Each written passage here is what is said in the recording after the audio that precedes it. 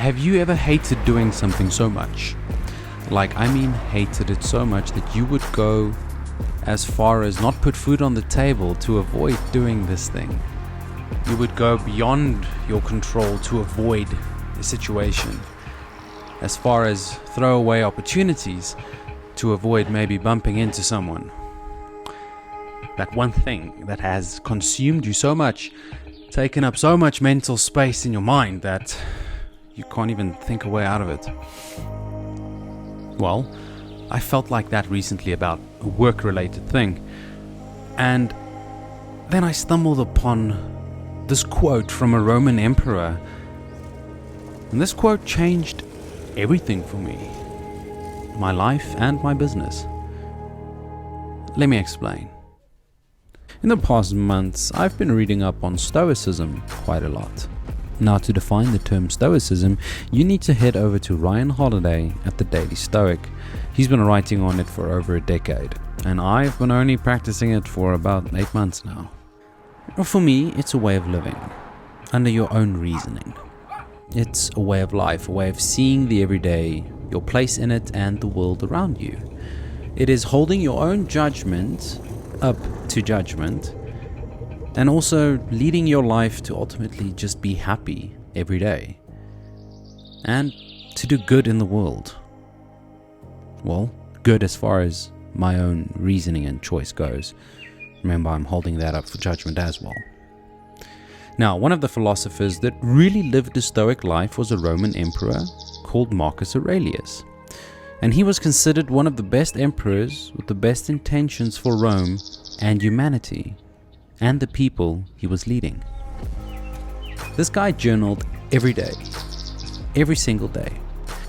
And his words, 2,000 years later, still hold so much meaning and influence. What a goal.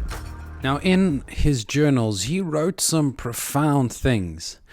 But one thing that really stood out for me, and it's the idea around this video, is the following. When you are distressed by an external thing, it is not the thing itself that troubles you, but only your judgment of it. And you can wipe this out at a moment's notice. Let that sink in. It is not the thing, but only our judgment of it. And we have control over our judgment of something. Maybe we just need to take out some emotions. Maybe we need to be a bit more self-aware and think from a more logical approach that is bigger than ourselves. Difficult as that may be, it is possible. We just need to become self-aware. And this process of self-awareness is becoming aware of our emotions and our thoughts that are connected with this thing that we, honestly, that we just despise. What are these emotions and thoughts that are connected with it? And how can I remove these emotions and thoughts and make a logical decision around this one thing? Maybe just change your perspective or the way you view it. Let me give you an example. As a filmmaker, I love expressing myself. I love through this expression to influence other people to express themselves, to think differently about the world, ultimately to inspire people to find their own greatness. Because that's my seek. I am on the journey of finding my own greatness.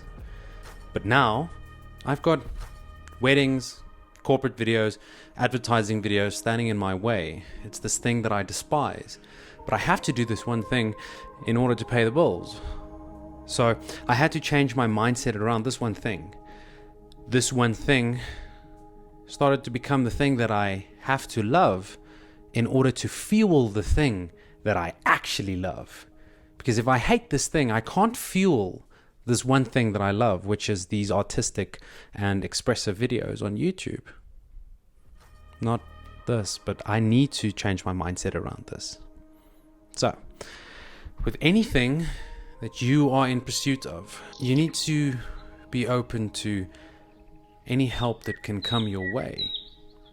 And today, if I can just give you one piece of help or one piece of advice, it would be that in your pursuit of this thing, this burning urge inside of you, this soul mission, remember, you have to be bold and you have to be brave.